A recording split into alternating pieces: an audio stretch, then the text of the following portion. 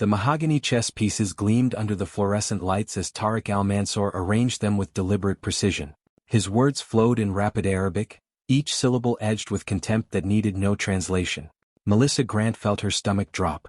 She'd prepared for everything: financial projections, market analyses, technical demonstrations, but not this. Her cybersecurity firm, Cypher Shield, was 23 days from insolvency, and the man sitting across from her held the only lifeline she had left. "Americans," Tariq muttered, switching to English with a heavy accent. "You expect the entire world to accommodate you." Heat rushed to Melissa's face. 3 years of sleepless nights, missed birthdays, and borrowed money, all of it collapsing because she couldn't pass a test she hadn't known existed. Then, cutting through her humiliation like a beam of light, came a child's voice. Clear. Confident. Speaking flawless Arabic. "I can play with you, sir." Every head in the conference room turned. Standing in the doorway was Sophie, 7 years old, wearing a faded purple dress, her dark curls pulled into a lopsided ponytail. Beside her stood Daniel Park, the night custodian, his cleaning cart forgotten as shock registered across his face. The room fell into stunned silence. 28 days. That's how long Melissa had before Cypher Shield would cease to exist. The number haunted every moment, appearing in her dreams like a countdown timer. Her encryption technology was revolutionary, algorithms that could adapt in real time, learning from attack patterns to create self-evolving defenses. Major hospitals and financial institutions needed what she'd built. But innovation without capital was just expensive daydreaming. 16 employees remained, brilliant minds who'd stayed despite 2 missed payrolls. They worked through nights fueled by Chinese takeout and stubborn hope, refusing to abandon a sinking ship even as water poured through the hull. Tariq Al-Mansour represented her last chance. The Saudi investor was worth $43 billion, built from oil money he'd brilliantly pivoted into technology ventures. But Tariq didn't simply write checks. He tested potential partners in unconventional ways. One entrepreneur had solved complex math problems while cooking. Another had negotiated terms while assembling furniture blindfolded. The tests seemed arbitrary, but Tariq claimed they revealed character under pressure. Melissa had studied his patterns, learned basic Arabic phrases, practiced every scenario she could imagine. Yet when he'd begun speaking in rapid dialectical Arabic, gesturing toward the chessboard, her mind had gone completely blank. Now, watching a custodian's daughter fearlessly approach a billionaire, Melissa wondered if perhaps she'd been preparing for the wrong test all along. Daniel Park lived deliberately in the margins. Once, his name had appeared in chess journals and sports magazines. The Park variation, they'd called his signature strategy. At 17, he'd defeated 4 international masters in a single weekend tournament. Scholarships appeared. Sponsors competed for his attention. The chess world whispered about the next great American champion. Then Jennifer got sick. Brain cancer didn't care about chess ratings or promising careers. Daniel had thrown a regional championship for $12,000. Enough for an experimental treatment not covered by their catastrophic insurance. It bought them 2 more years. 2 years watching Jennifer fade while Sophie grew. 2 years that Daniel would never regret, even as they cost him everything else. Jennifer died when Sophie was 3, taking Daniel's chess career with her. The throne match had been discovered. Sponsors vanished overnight. The Chess Federation banned him for life. No hearings, no appeals, no consideration for circumstances. Now he worked nights for $17 an hour plus benefits.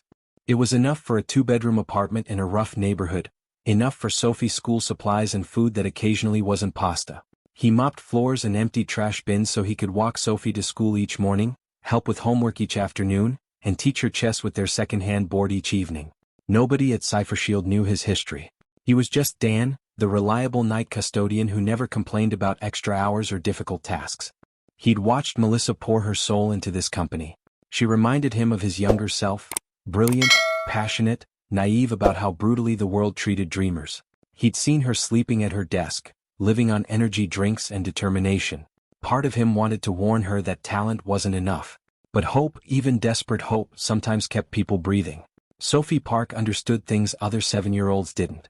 She knew why Daddy's smile sometimes looked sad. She knew their apartment was smaller than her classmates' houses.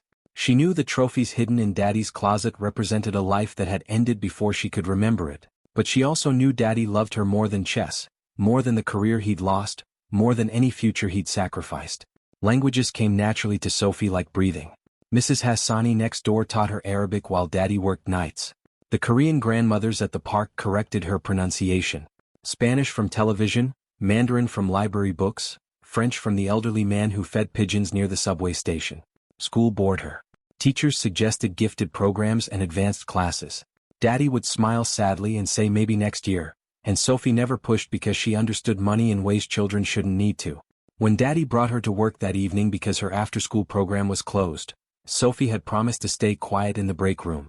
But voices had drawn her toward the conference room, especially the Arabic. Egyptian dialect she recognized, Cairo accent specifically. She'd also recognized Miss Melissa's voice, tight with panic and failing hope. Sophie couldn't help herself. Daddy always said languages were bridges between people. Maybe she could build one. Tariq Al-Mansour had built an empire by reading people. Microexpressions, vocal patterns, body language, all data points in the algorithm of human behavior. The chess test wasn't about the game itself but about responses to unexpected challenges. Melissa Grant had failed spectacularly. Not because she lacked knowledge or intelligence but because she'd frozen instead of adapting. He was about to dismiss her, another idealistic entrepreneur without the steel to survive. Then the child's voice shattered his assumptions. Perfect Arabic. Not textbook formal, but street Arabic with Cairo inflections he hadn't heard since his childhood summers. A custodian's daughter fearlessly approaching a billionaire, offering to play chess as if they were equals. "You speak beautifully, little one," Tariq said in Arabic, genuinely intrigued.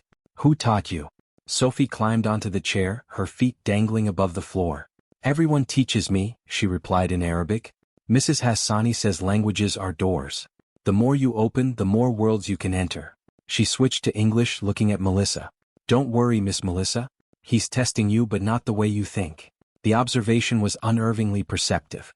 Tariq studied the child more carefully. Intelligence burned in those dark eyes, the kind that saw through pretense and performance.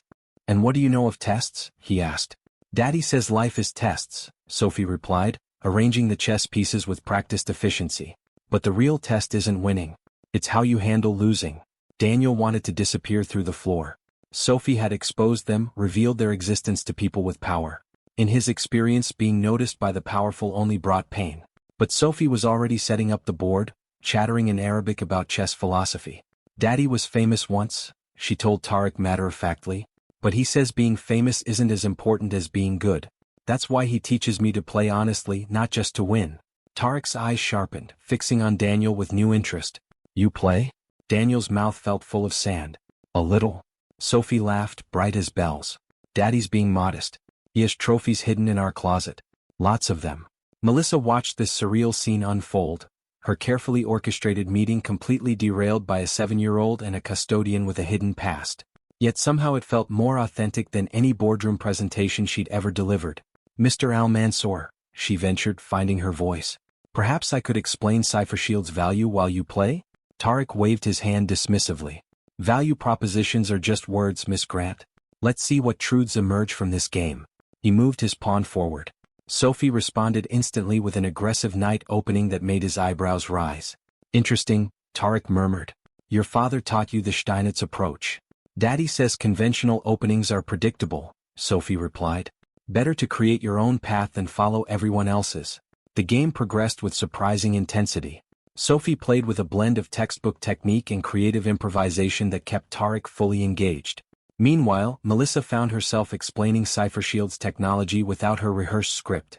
She spoke from passion rather than memorization, describing the small business owner they'd saved from ransomware, the hospital whose patient records they'd protected, her vision of democratizing security so everyone, not just the wealthy, could be safe online. Daniel stood frozen, watching his daughter play chess with a billionaire while his carefully guarded past unraveled with each move. Sophie's style was unmistakably influenced by his teaching.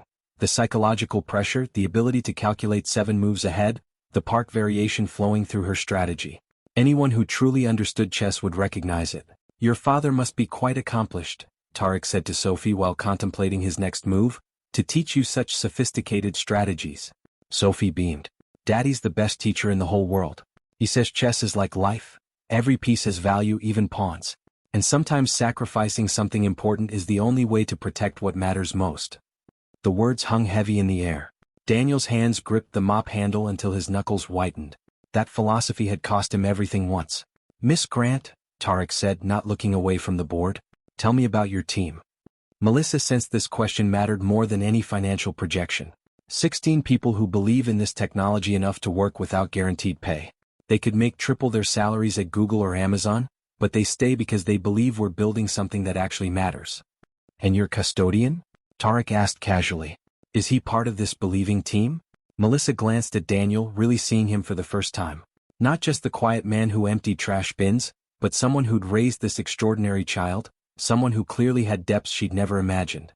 Everyone at Cypher Shield matters, she said carefully. We're only as strong as. Daddy fixed Miss Melissa's computer last week, Sophie interrupted cheerfully. She was crying because the code wouldn't work, and Daddy looked at it and showed her where the loop was broken. Melissa's mouth fell open. That bug had plagued her for 4 days. She'd assumed one of her senior developers had solved it. You understand code? She asked Daniel. He shrugged uncomfortably. Patterns are patterns, whether they're chess moves or algorithms. Tarek captured Sophie's bishop, but she didn't flinch.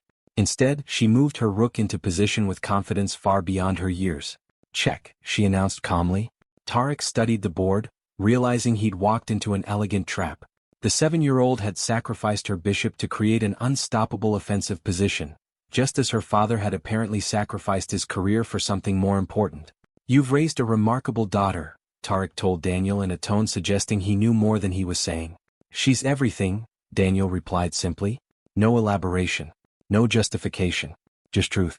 Tarek moved his king out of check, but Sophie was already 3 moves ahead. Her queen swept across the board in a move that would have impressed grandmasters. Checkmate in 3 moves, she announced, then added kindly, unless you want to sacrifice your queen. But Daddy says that's only worth it if you're protecting something more important. Silence filled the room. A 7-year-old had just defeated a billionaire at chess while delivering philosophy that cut to the heart of every sacrifice present. Melissa's for her company, Daniel's for his daughter, even Tarek's, whatever they might be.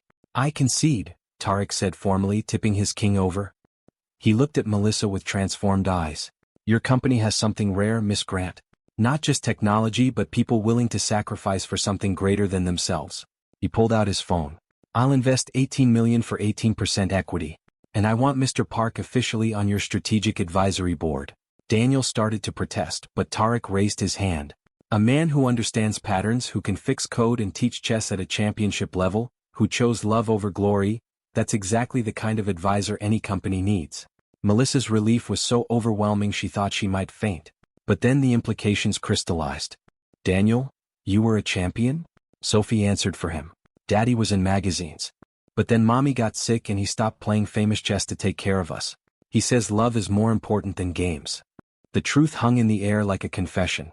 Daniel Park, night custodian, was also Daniel Park, former chess prodigy who'd thrown a championship and vanished from competitive chess. The Park variation, Tarek said quietly. I remember now. You beat Chin in an exhibition match. Then you disappeared after that scandal. Daniel's face was stone. That was another life. A life you sacrificed for love, Tarek observed. No wonder your daughter understands sacrifice so deeply. He stood, extending his hand to Sophie for a formal shake. Young lady, you've taught me more about business in 30 minutes than most executives learn in decades. Sophie shook his hand solemnly. Will you visit again? Daddy doesn't have anyone to play real chess with. I'm good, but he sometimes lets me win to make me happy. The innocent revelation made Daniel close his eyes in embarrassment. I'll come every week, Tarek interrupted. On one condition, your daughter continues her language studies and you return to competitive chess. The world needs players who understand what truly matters. In the weeks that followed, as contracts were signed and investments transferred, Melissa realized that Sophie hadn't just translated Arabic that day. She translated something far more important. Fear into courage, isolation into family, and endings into beginnings. Sometimes the smallest voice in the room carries the most important message. And sometimes losing everything is the only way to discover what truly matters.